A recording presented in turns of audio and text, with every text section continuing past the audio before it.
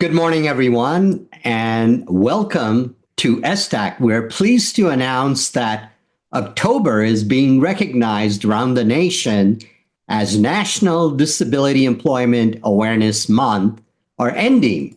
This year's NDEAM theme is Access to Good Jobs for All. I'm Bobby Dutta, and I co-chair SDAC. I have black hair, wear glasses, and my pronouns are he, him, his. Please know that this event is being recorded for a later broadcast on YouTube. Before I proceed with the presentation, we have a couple of housekeeping rules. To avoid an echo, please be sure to mute speakers and microphone on one device if using multiple devices. If not speaking or asking a question, please mute your microphone. During Q&A session, please unmute and ask your questions. Raise your hand and just speak. Now, it's my distinct pleasure. Our first guest is California Surgeon General, Dr. Diana Ramos. Dr. Ramos is a renowned public health leader and California's second Surgeon General and first Latina Surgeon General, the leading spokesperson on most pressing public health issues of the time within the state of California. Her mission is to advance the health and well-being of all Californians. Dr. Ramos earned her MD from USC Keck School of Medicine, along with an MPH from UCLA and MBA from UC Irvine. For 30 years, she served as an OBGYN at Kaiser Permanente, Southern California, providing reproductive care to thousands. Her leadership experience includes executive roles with the National Hispanic Medical Association and the California Department of Public Health, where she was Assistant Deputy Director of Chronic Disease Prevention before becoming California Surgeon General. She currently serves as an adjunct professor at USC Keck School of Medicine, a respected bilingual speaker and author in OB and public health. Dr. Ramos was honored with the 2024 Latino Spirit Award for Achievement in Public Service and Health by California Latino Legislative Caucus. Without further ado, please join me in welcoming our distinguished guest, Dr. Diana Ramos. Dr. Ramos, the floor is yours. Great. Thank you so much, Bobby. And I'm really appreciative of being here to share a little bit of information of what our office is leading, and more importantly, how we can cross-collaborate and work together going forward as it comes to ACEs, mental health, and beyond. And just so grateful for all of you for being part of the diversity and the richness of California, because I really do believe that it is our diversity in everything that we do that makes us that much stronger. So if I can have the next slide. I thought I would start out by level setting. Next slide, please. Not sure if we're, before you started. I thought I'd start out by level setting for some of you who may not be familiar with adverse childhood experiences, but just to give the big overview of what are ACEs and why is it so critically important? I think it's all of us with public health, with health background, with our various programmatic responsibilities. I want us to think about how our experiences, our previous experiences, really play into not only our perspectives, but more importantly, our health, and how we can use addressing adverse childhood experiences as an upstream solution. Can you start the video, please? Adverse childhood experiences, called ACEs, are stressful or traumatic experiences that occur in childhood, like violence, abuse, and growing up in a family with substance use or mental health problems.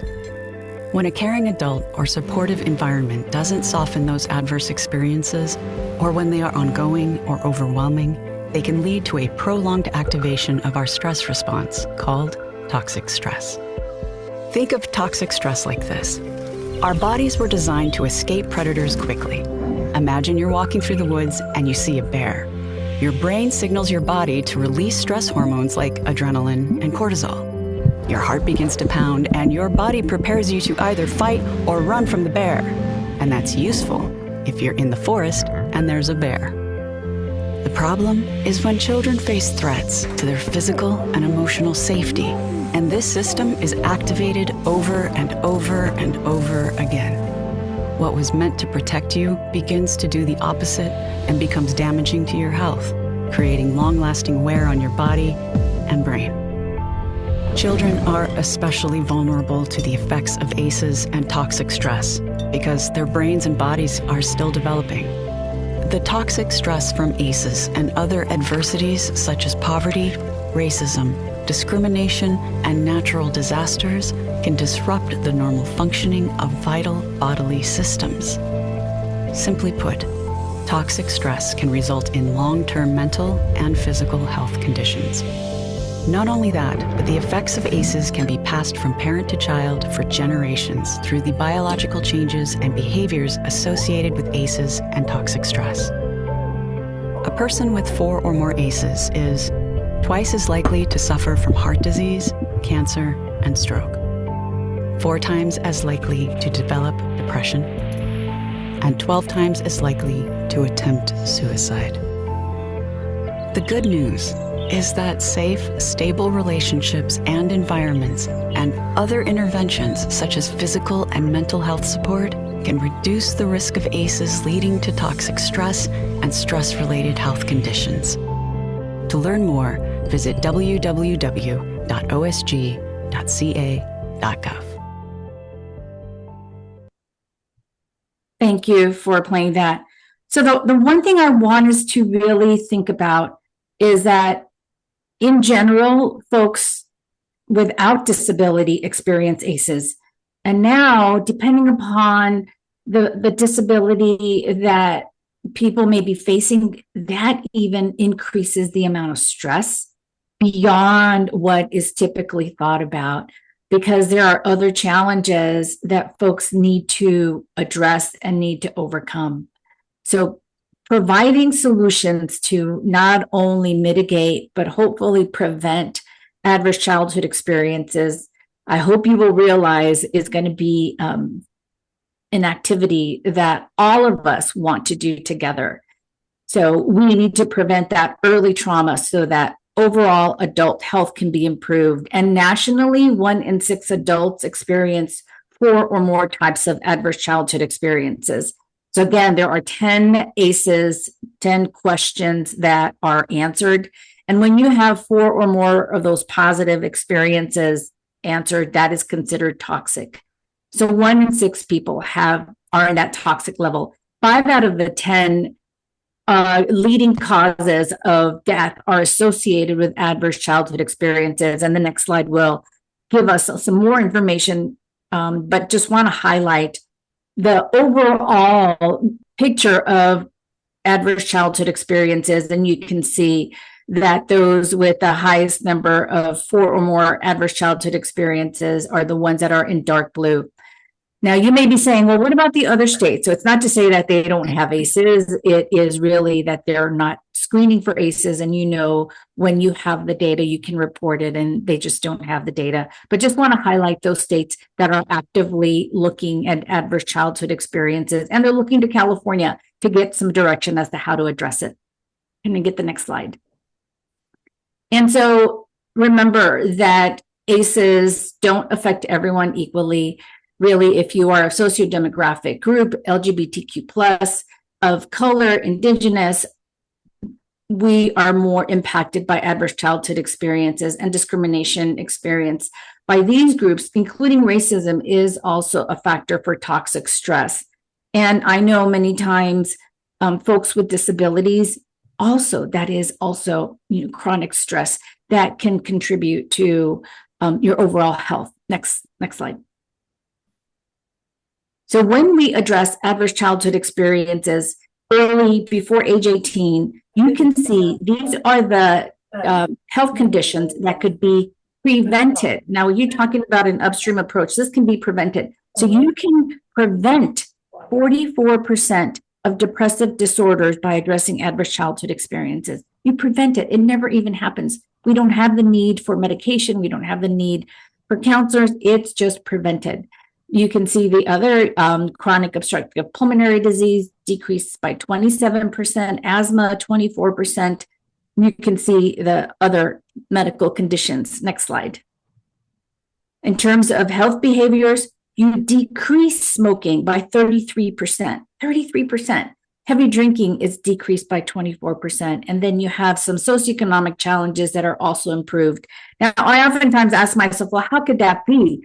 And when I'm teaching, I remind folks, don't just accept the data, try to understand it. And the reason being is, and if we can have the next slide, is that all of those, actually go back to the previous slide. All of those factors, if you've had all of those quote unquote bad things happen in your life, abuse, neglect, bad things in the house that are happening as you're growing up, all of those factors can cause stress. And what are some ways that we relieve our stress? Well, it could be overeating. And if you think about it, overeating then leads to obesity, then leads to heart disease, then leads to a trajectory of negative health outcomes. Other things that we do to help relieve that stress, it could be smoking, again, going increased risk for cancer. It just goes down that negative trajectory.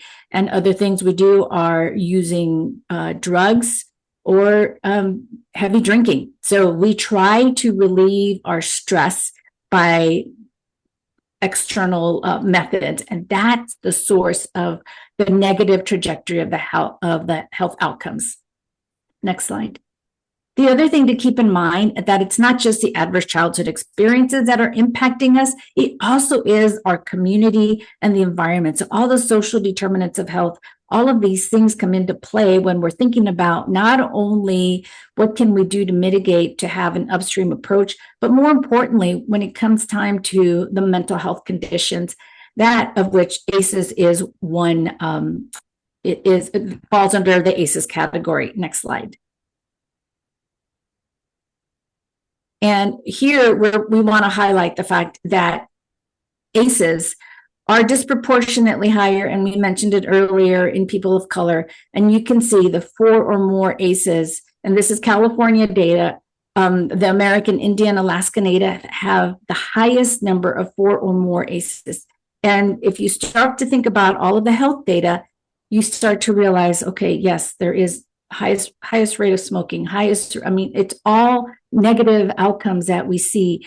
And so now it's starting to come together. When I saw understood ACEs and then saw the data, and you can see the Hispanic population are the second, are the third with 23.7, and African American with 25.1. Again, remember all of the health trajectory in the negative direction, and now we can start to understand the health status in the various ethnic groups. So what is it that we can do? One of those is address the adverse childhood experiences. Next slide.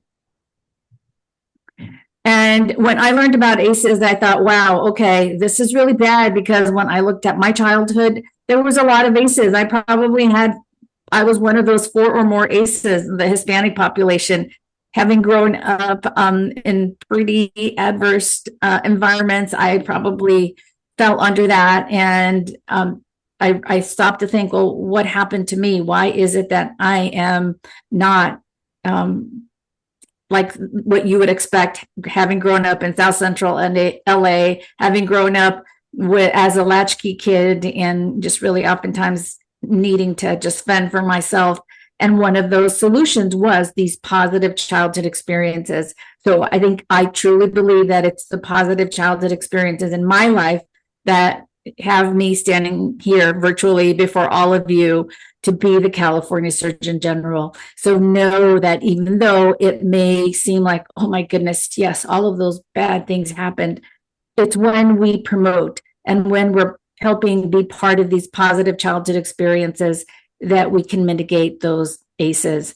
The more positive childhood experiences there are, the easier it is to mitigate the negative effect. And these are some of those positive childhood experiences: being able to talk to a family member about the feelings, having supportive family around difficult times, community traditions, belonging in high school, having friends, and a non-parent that genuinely cares and feeling like you're protected at home. And I can honestly say one of those people in my life was my aunt, who would oftentimes keep an eye out for me when I got home and say, hey, how was school? Let's sit down and let's talk. And it's those easy things that we can do for somebody else that are those positive childhood experiences. Next slide, please. So in terms of the positive childhood experiences, we saw the ACEs in terms of race and ethnicity, but now what about the positive, right? We want to have more positive experiences. And I want to highlight the fact that the American Indian, the Native population, have the highest number of positive childhood experiences. So even though they had the highest ACEs, they have the highest positive childhood experiences. So imagine what health would be like if they didn't have those positive childhood experiences. And you can see that Hispanic adults have the lowest prevalence of positive childhood experiences. So, we need to work on improving that, especially because 40% of California is Hispanic. We need to realize that perhaps the childhood experiences, and you can think of the immigration status of the challenges that have been experienced by those populations, could be contributing to this data. Next slide, please. So how does all of this toxic stress contribute to the bigger picture? You have to realize that the study on adverse childhood experiences started in adults. And as an OBGYN, when I found out of how it started, I thought, wow, how does this relate to somebody who is pregnant? Because my grandmother would always say, Mija, when whatever you're feeling is what the baby's feeling. And she was right, because whatever the mom is feeling and whatever stress is happening in her life, it really is impacting the baby, the unborn child. And you can see here that when you have protective factors, you can have negative factors. All of that increases and is impacted in the baby. And that reflects in the outcomes for the child. There can be clinical implications in the various systems in the body. Next slide. So in terms of ACEs, again, just highlighting, there's abuse, neglect, and the household challenges. And the one piece that I want to highlight in the household challenges is the mental illness. And you can read through all the others, the suicide thought, behavior, divorce, separation, but the mental illness. So the mental illness is so critically important. And we're hearing about this over and over, and how now 1 in 5 people have some type of mental health disorder, and it really is a call to action. We have the ability now to address it with all of the work that has been going on through CYBHI and Prop 1 and beyond. Next slide. So with mental health, 1 in 5 adults experience mental illness in each year, and 1 in 25 experience a serious mental illness, and 1 in 6 youth, 6 to 17, experience a mental health disorder each year. So these are sobering statistics.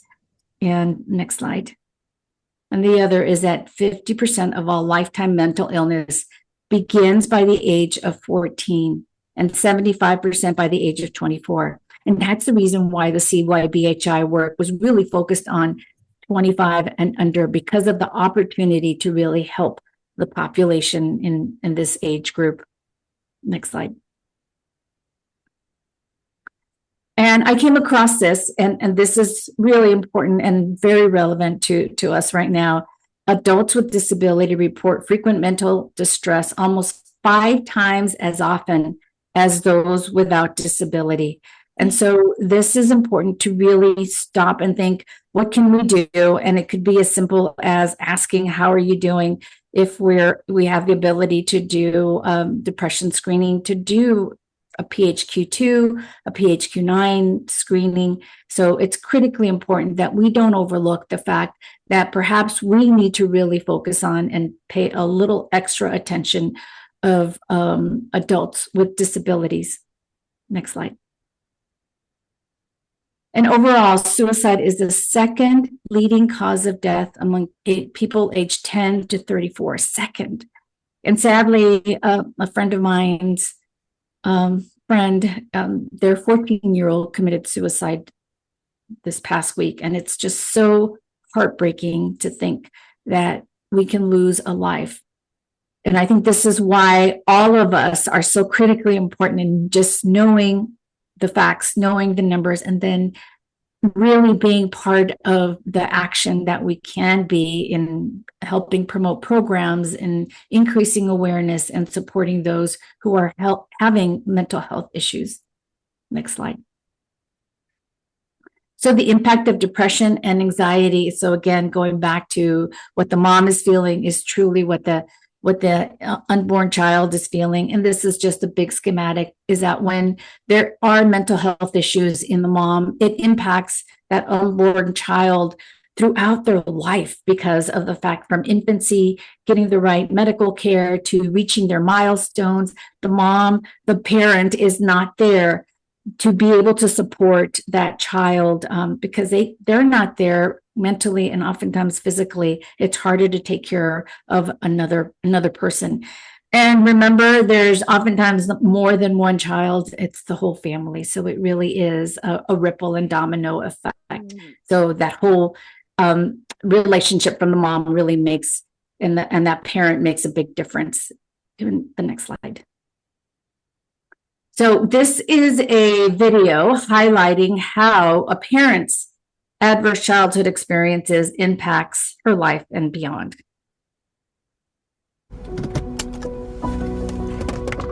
I don't want my adverse childhood experiences, my ACEs, to ever affect her. ACEs can involve abuse, neglect, family substance use, or incarceration. My ACEs still affect my mental and physical health and my relationships. To protect her and heal myself, I'm learning to live beyond what happened. And you can too, at livebeyondca.org. Thank you. And that's just a quick preview of a video that was recently produced for the Live Beyond campaign that is partially sponsored by our office and the Children's Youth Behavioral Health Initiative. And you may be asking, what are the questions? Because I know I wanted to know, what are they? And these are the questions. And this is taken from the questions that are asked in prenatal care from Kaiser Permanente. This was from a publication. But these are the questions that are asked. 10 questions, pretty easy, pretty straightforward. Next slide. So knowing that 80% of health happens outside of the healthcare setting, that's where all of us come into play, whether it's our programs, talking to somebody, just realizing that we in our community can help make a difference is so critically important, because really we're going to be the eyes and ears of the healthcare provider outside of that healthcare setting when a person oftentimes will let down their guard and really express what their feelings are. So we just need to help people who are having trouble, who are struggling, and help direct them in the right direction.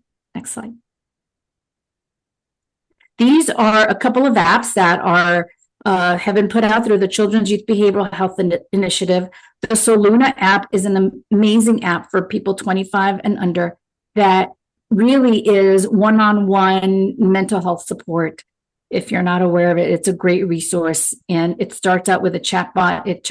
It continues on to being able to speak with somebody virtually, and then, if really needed, connected to somebody in person with an appointment. The other, and it's free. Okay, so just one thing to make you aware. And the other is the Bright Life Kids. This is for parents, right? Kids do not come with instructions. When I would hand the baby over to the new parents, they say, "What do we do?" And there's no instructions, but this is a coach. The Bright Life Kids is a resource for parents to be able to help their kids, because many times parents don't know where to start. So I encourage you to go on the Bright Life Kids and download it. The calhope.org has all of the resources that are available for mental health support through the CYBHI. Next slide. So I mentioned the Live Beyond, and you saw the Live Beyond. This is a compilation of efforts to encourage people that your adverse childhood experiences really are the past, and we just need to move forward, and there's resources and there's testimonials to be able to do that, and that's on the Live Beyond website. Next slide. And so again, just highlighting how mental health impacts that unborn baby. There's increased risk for preterm delivery, low birth weight in those who are pregnant with depression. Next slide, next click. And then if you are of color, Black, even more increased risk for preterm delivery, low birth weight. And you may be asking why. And oftentimes the why is that people are delaying getting the care that they need because they don't have the energy, they don't have the desire to move outside of their house, to do one more thing, because just mentally there's a big weight and they can't do it. So next slide. So overall, mental health conditions, this is nationally, including suicide and overdose, are the leading cause of death nationally for pregnant related people. 14% is hemorrhage, and cardiac and coronary conditions, 13%. So 23%, again, going back to the importance of focusing on overall mental health and substance use disorders. Next slide. And so as an OBGYN, just wanted to share, I have moved the focus for our office to really address maternal mortality. So you can see here the data from California, the fact that maternal deaths are higher proportionately in the Black population, and that has improved. There is now a 3 to 4 times increase, overall rate of Black maternal deaths compared to white maternal deaths, which has been stable. We still have a lot of work to do.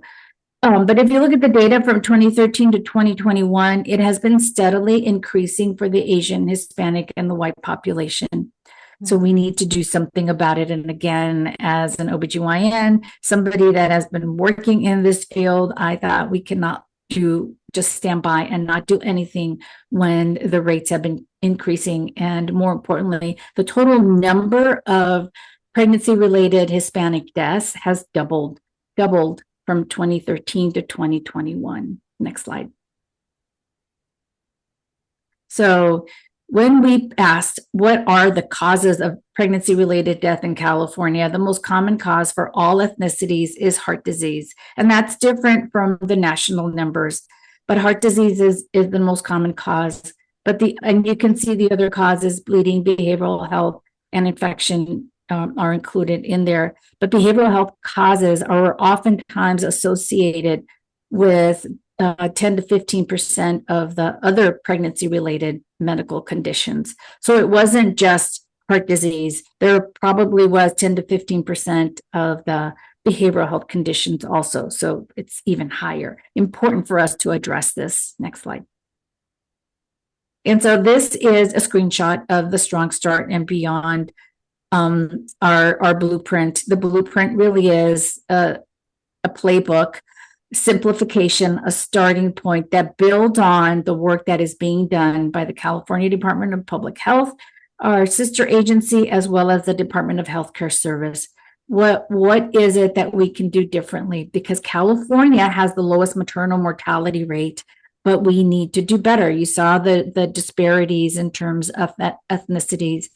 And our goal is to reduce maternal mortality by 50%. And we heard and we're hearing patients want to have an active participation in their health. So again, this blueprint just builds upon the work that is already being done by CDPH and Department of Healthcare Services. Next slide.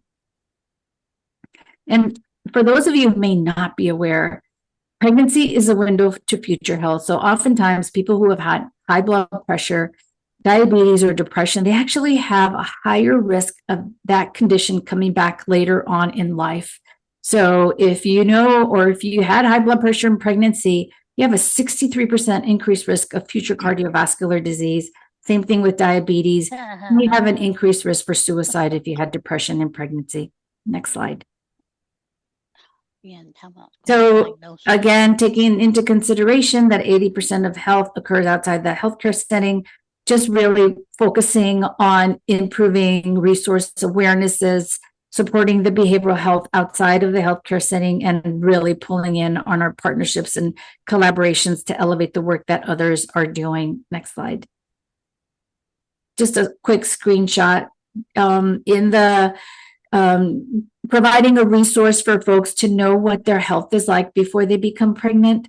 We looked at what has worked well, and one of those is those Cosmo quizzes. Can you keep a guy intrigued? You answer the questions and then you get your general recommendations. You already started to think about it. That's similar to what we did. We created a quick quiz on personal health. It's called PRIMA, Preconception Medical Assessment.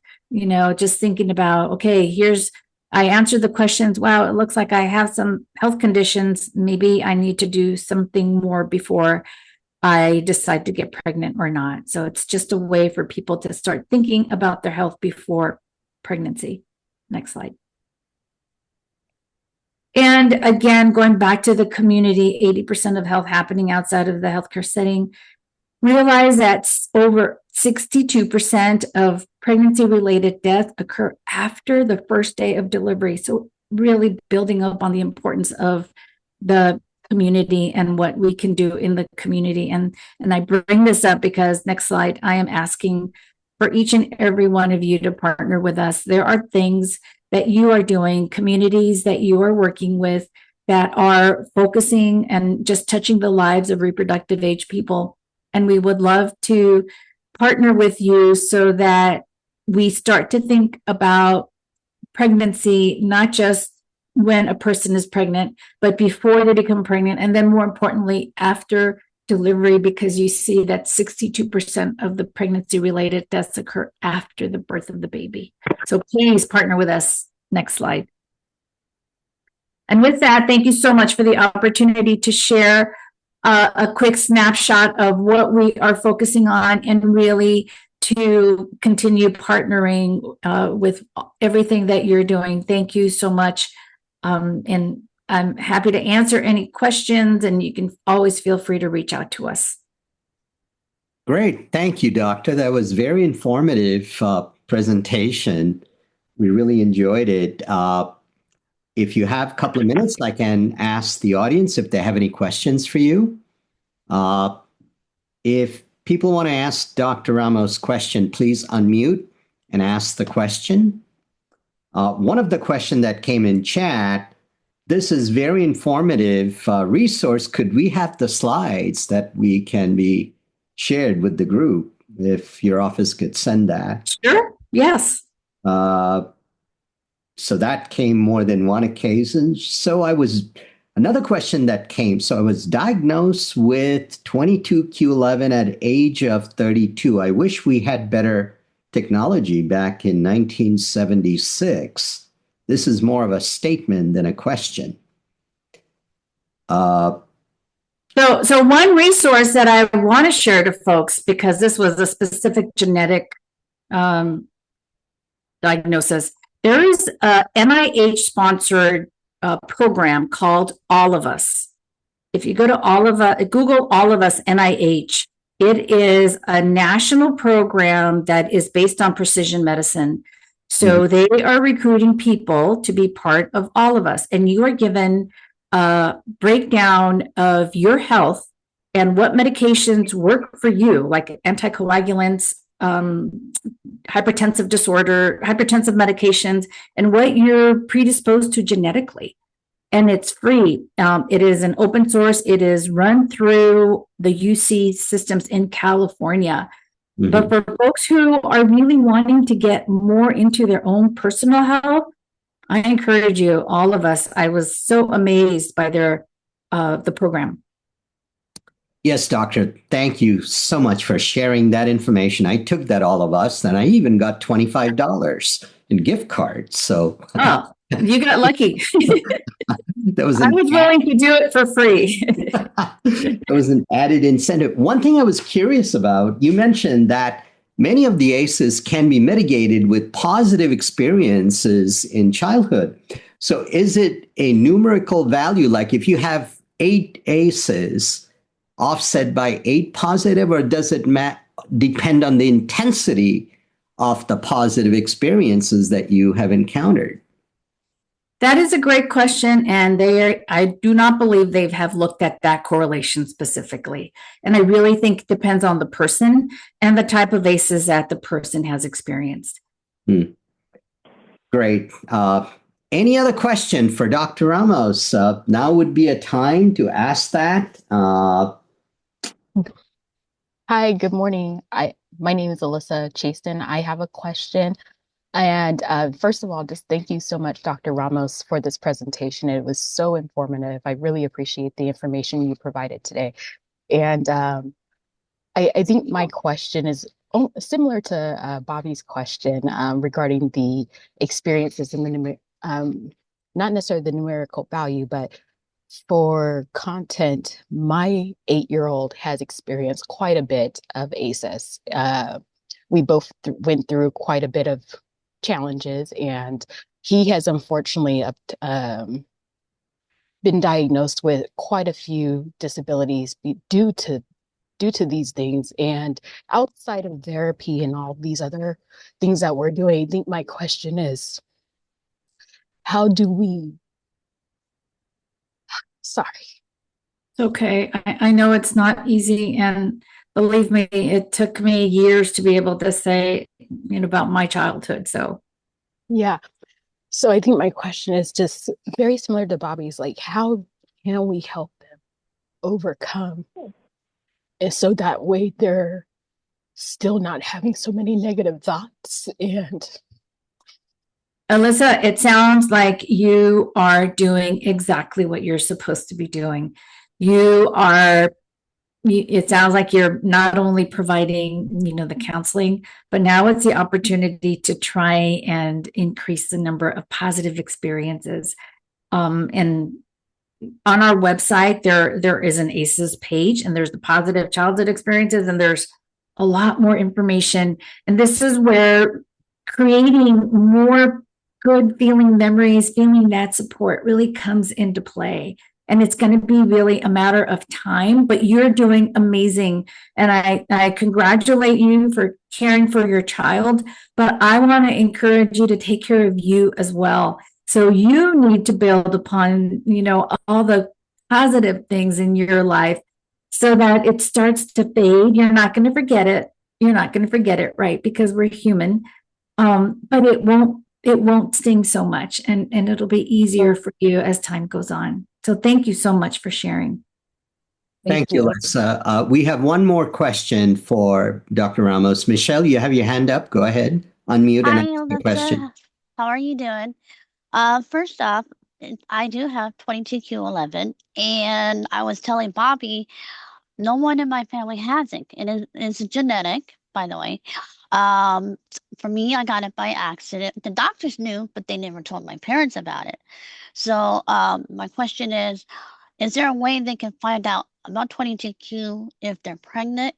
And it's a lot of stress on the parents as well as the kids who are adults who can't, they didn't know they had this diagnosis until later in life. What can you tell those parents and kids who are struggling, who are trying to get help? Yeah, so I would encourage a talk with a geneticist before pregnancy is even considered, and the geneticists now have more information. And I really don't know about specifically all the details about the condition, but I do know that geneticists are the ones that are up to date and doing all the testing and the counseling for a variety of genetic conditions. I can give you more information. It's like the second most common to Down syndrome. So it's a tiny piece of a chromosome, and they have 200 symptoms. But again, their parents can carry the gene, or they might not carry the gene because, again. Right. So this is where the genetics testing for pregnancy comes into play. So I would encourage, encouraging those people who are wanting to get tested to have that diagnosis. There may be something more. I am not familiar with it. So I wish I could give you more information on it, but what I can tell you is the geneticists can help. I know the genetic testing is called FISH, FISH. I will put it in the chat. So it actually shows you guys what type of disability, what type of cancers you guys have. So I will put it in the chat for you guys. It's called FISH. Michelle, thank you so much for that informative question. Yeah, go ahead and list it on the chat. And Dr. Ramos, thank you so much. You provided us a wealth of information. We would love to get those slides so we can share that with the rest of the group. Please come back and see us whenever you're free and willing to share additional wealth of information. It's been really delightful. So thank you. Thank you, and have a great meeting. Really appreciate all of the work that everyone is doing. Thank you. Have a great day, doctor. All right, that was Dr. Ramos.